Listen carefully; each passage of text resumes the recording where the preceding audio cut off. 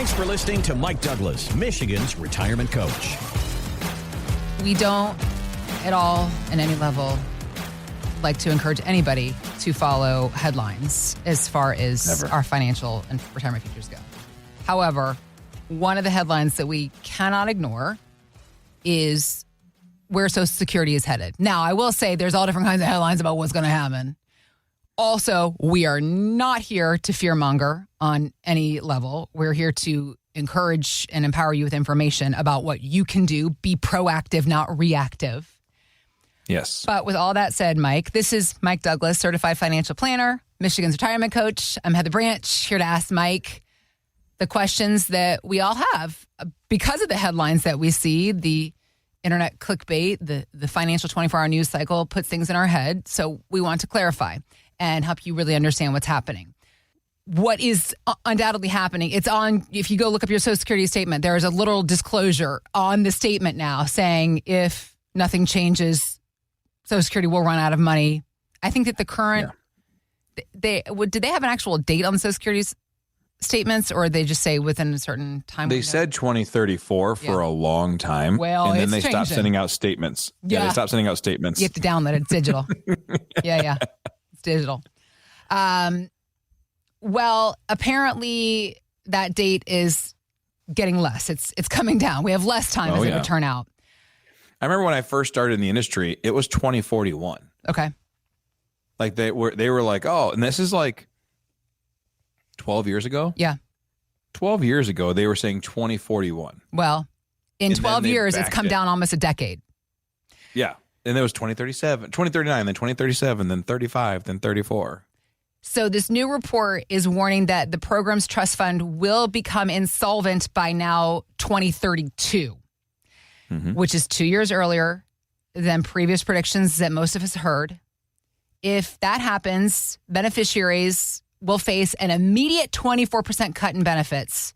That is all if Congress fails to act, if Congress fails to do something. Real quick, before we go into that part. Yeah. This report is by the Committee for a Responsible Federal Budget. Which is the name of that committee is just all kinds of... Where the heck have they been? Is this a new committee? Right. And also, a responsible federal budget? What are you doing with your time? Because... I got this new report about Social Security.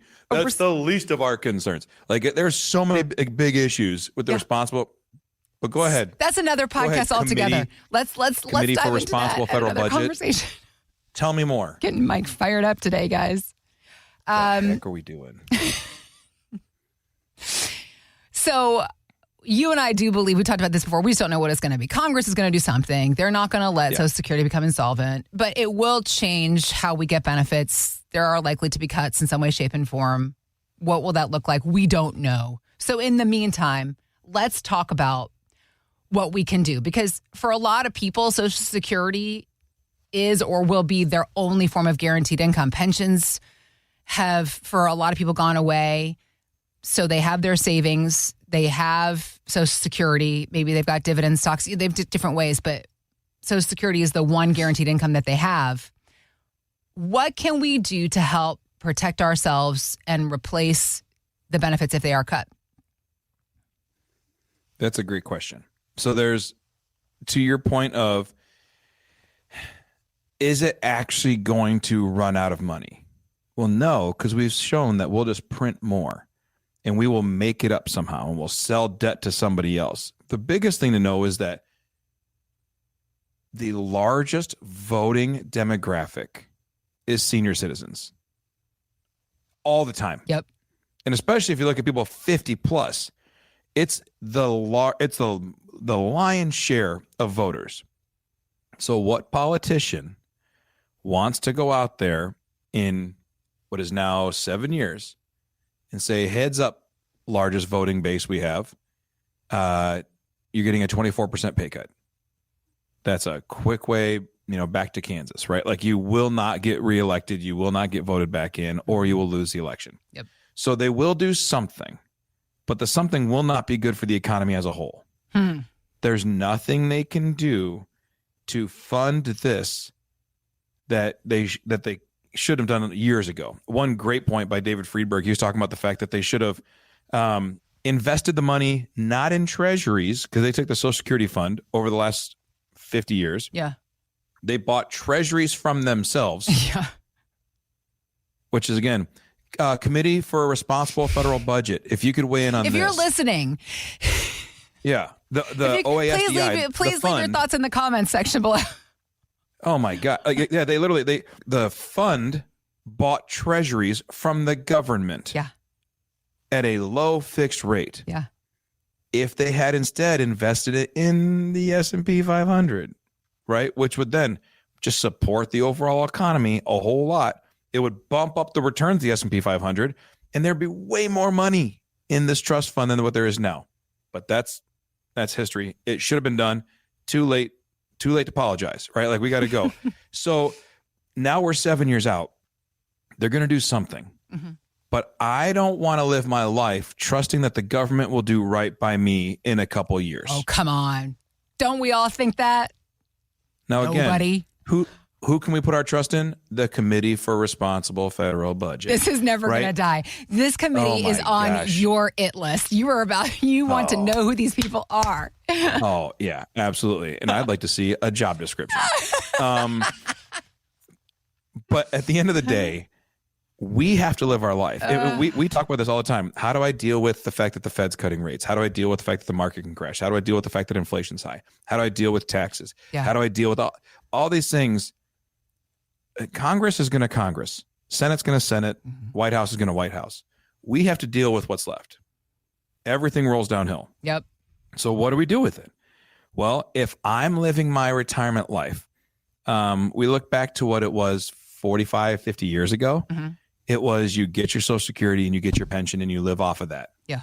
Because there wasn't a whole lot of 401k action going on back in like 1980. It was growing and becoming a thing, but it wasn't the primary source. It was mostly for super wealthy people. It was like a deferred income strategy for tax benefits, wasn't it? Because they had extra income. Yeah, right. They had extra income. They had so much extra money. Instead, they were like, let's do it. Let's put it over here. You don't have to pay taxes on it now. It was a tax strategy for the super wealthy originally. Yeah, that's my understanding. Right. Is that correct? Yeah. Okay. Well, and on top of that, yeah, if you were a pension employee, they would still do withdrawals from your paycheck, but it would go into your defined benefit plan. Okay. Which would guarantee you a higher lifetime pension. Okay.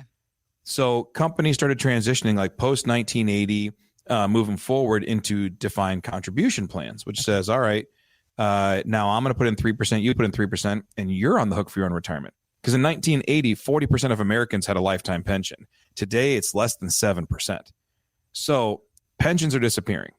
But yet, when Social Security came in, they expected you to live about 2 years. And they're like, we'll cover you for 2 years. And now people are living longer and longer, working for their last company less and less, and leaving themselves in a position where I've had this idea of what retirement income looks like, but we really need about a 3 or 4 leg stool, not a single crutch. Social Security cannot be the single crutch you live on. You need your Social Security benefits. You need, if you're lucky enough to have a good pension that you trust, have a pension. If you have a dividend or preferred stock portfolio or an annuity, you just need multiple sources of income streams coming in, or real estate. If you have rentals that you like, there tends to be a shelf life on that. People don't want to do rentals past age 70 to 75 typically, but you need multiple sources. Why? Because if one gets cut, I can lean on the others. Right. So don't let yourself be so singular focused that if they cut one leg of your stool by 24%, that the whole thing topples. We need good stability that says that we'll still be okay. So number one, build a multiple income stream retirement. Number two, you probably need to start getting tax smart with how you get your income. Okay. Because the way we take money, the accounts we pull from, the different types of investments will determine how you're taxed. And if you pull from your IRA, it may cause taxes on your Social Security. If you pull from municipal bonds, well, those are tax-free. I'm going to get interest from municipal bonds. So I'll do that instead. Right. But the interest from municipal bonds, which are tax-free, still count against your Social Security income. Okay. For taxes. Okay.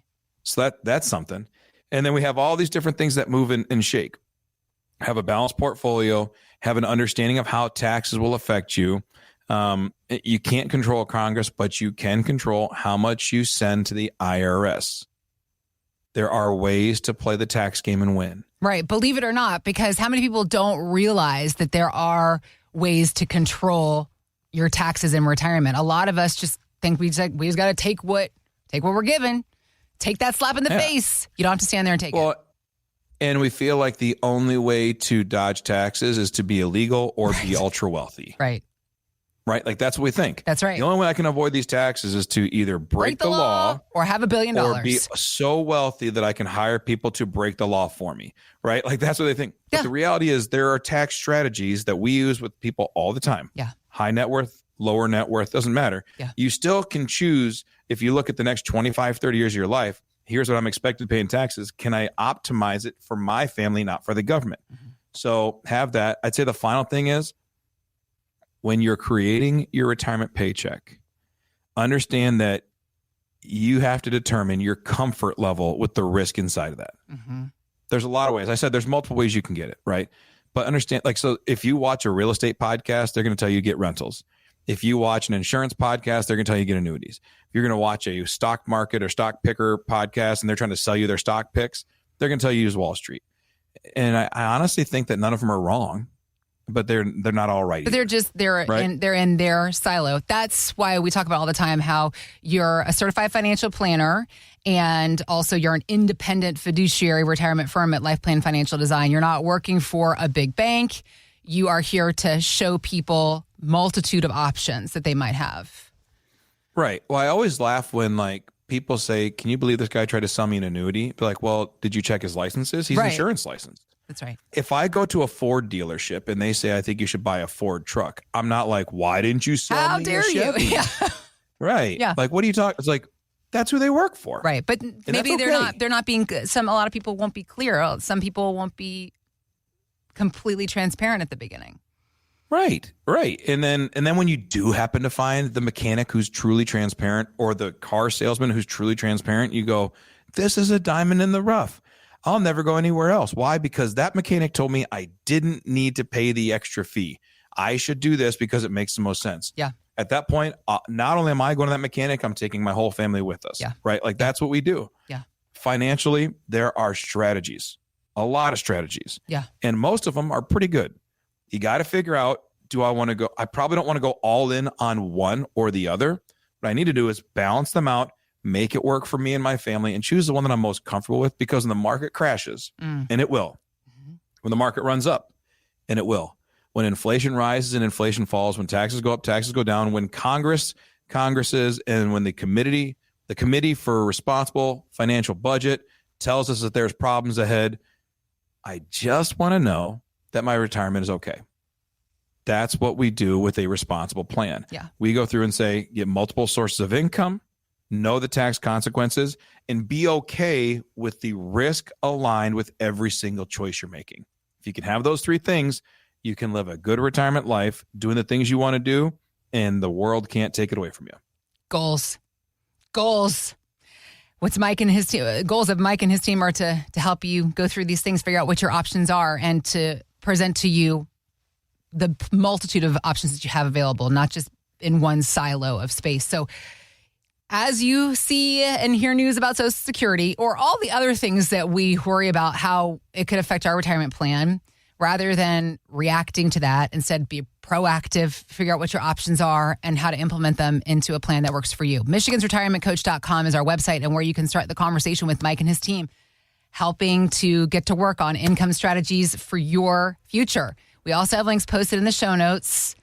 Don't fall for clickbait. Don't fall for headlines. Don't let fear determine your future. Instead, be proactive, like I was saying. Mike and his team, they're here to help. So visit us at MichigansRetirementCoach.com.